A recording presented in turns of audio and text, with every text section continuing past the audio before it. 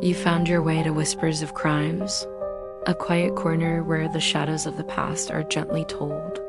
Here, we speak of real crimes and mysteries, not to shock or scare, but to wonder, to reflect, and maybe to help you fall asleep. So close your eyes, let your thoughts slow down, and come with me into tonight's case.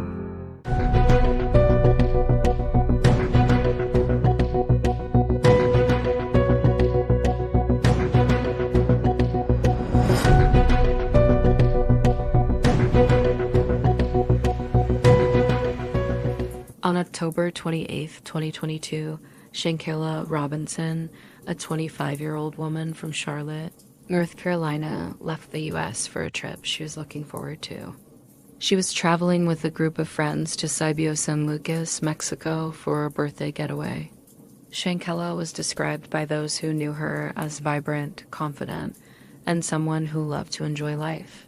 Her family, friends, and social media followers all knew her as a joyful spirit who was always up for an adventure. What was supposed to be a fun and memorable vacation quickly turned into a tragic nightmare.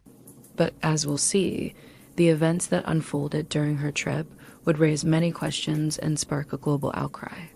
Chapter 1: The Trip and the Tragic Event. Shanquella's trip to Mexico started like any other vacation, with a group of friends heading to a popular tourist destination. The group stayed at a luxurious villa in Cabo, where they planned to relax, celebrate, and have fun.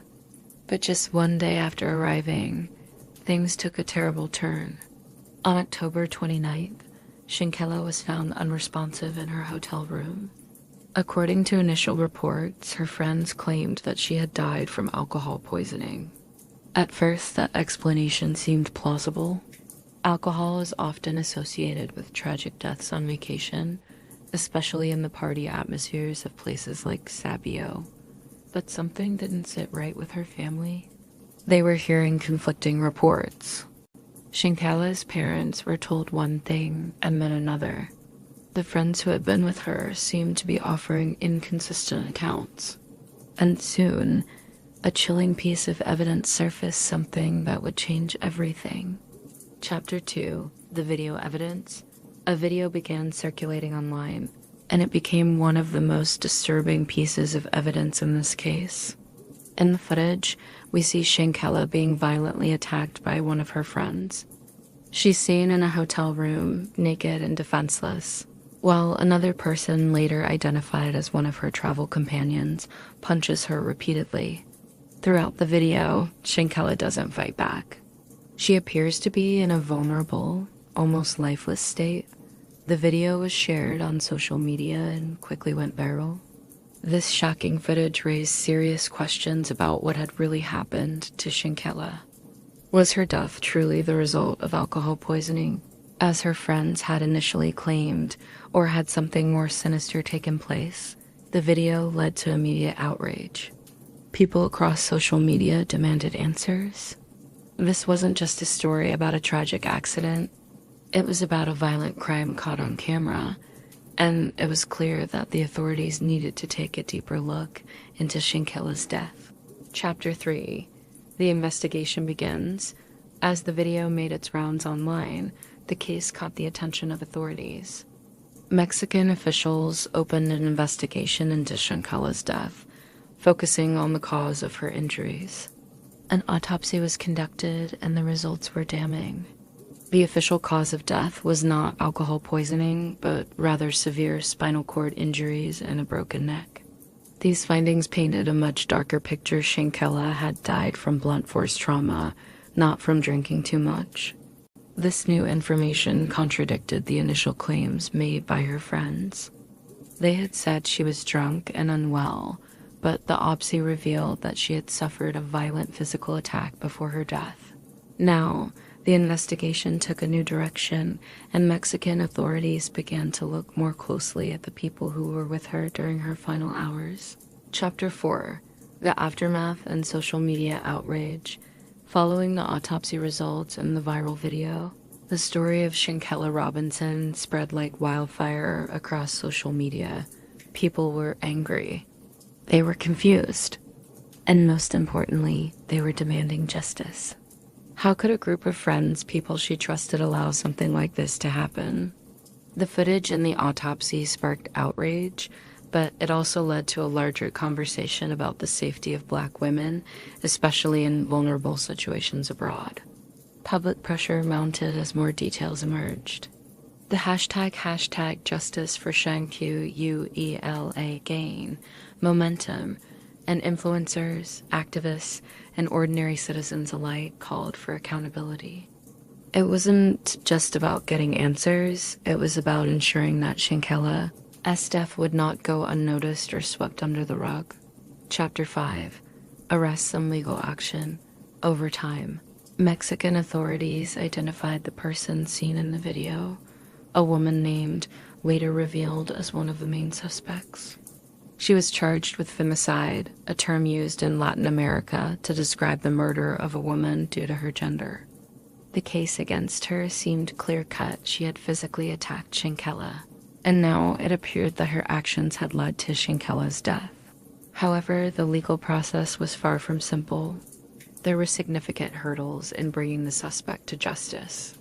Mexican authorities sought to extradite the individual back to Mexico to face charges, but there were complicated legal and diplomatic issues between the U.S. and Mexico. These challenges made it difficult for the case to move forward as quickly as many had hoped. Meanwhile, the friends who had accompanied Shanquella to Mexico began to face their own scrutiny. Some were accused of covering up the truth about what happened, while others were questioned about their roles in the events that led up to her death. For her family, the fight for justice was just beginning. Chapter 6. The Fight for Justice. Shanquella's family, devastated by her loss, refused to back down. Her mother, Shanquella Robinson, became a vocal advocate for justice, speaking out about the injustice of losing her daughter in such a brutal way. They relentlessly pushed for accountability and sought answers from both U.S. and Mexican authorities. This was not just a fight for answers, it was a fight for the truth to come to light. Shanquella's case became a rallying cry for people who had been following the investigation from the beginning. There was an overwhelming desire to ensure that the people responsible for her death face consequences, and her family's unwavering efforts to seek justice shined a light on the need for legal accountability in international cases. Chapter 7. The impact of the case. Shanquella's death had a profound impact on many. It sparked critical conversations about trust, safety, and the true nature of some friendships. For many, it was a stark reminder that sometimes the people closest to us might not have our best interests at heart. It also highlighted the dangers of traveling with people you don't truly know or trust, especially in unfamiliar places. The case also brought to the forefront a broader conversation about the safety and well-being of Black women, particularly when traveling internationally. It raised awareness about the importance of ensuring that victims' voices are heard and that justice is pursued no matter where a crime takes place. Conclusion. As we reflect on the tragic events surrounding Shanquella Robinson's death, it's clear that her story is one of many layers. It's a story about friendship, betrayal, and the fight for justice in the face of tragedy. It's a story that has touched so many people, especially those who feel connected to Shanquella's family and her community. Her case remains a poignant reminder of the importance of holding people accountable for their actions, even when the legal system becomes complicated. While the journey for justice continues, Shanquella's legacy lives on, inspiring others to stand up, speak out, and demand accountability. Thank you for taking the time to learn about Shanquella Robinson's story. Let us remember her for the vibrant, joyful person she was and continue to seek justice on her behalf. Stay safe and don't forget to support those who need our help most. That's all for tonight's story. Another thread in the web of true crime, quietly unraveling as the night goes on. If you're still with me, thanks for listening. And if sleep has already taken you, may your dreams be peaceful and your mind at ease. I'll be here next time by the fire with another story waiting to be told. Good night, and don't forget to lock your doors.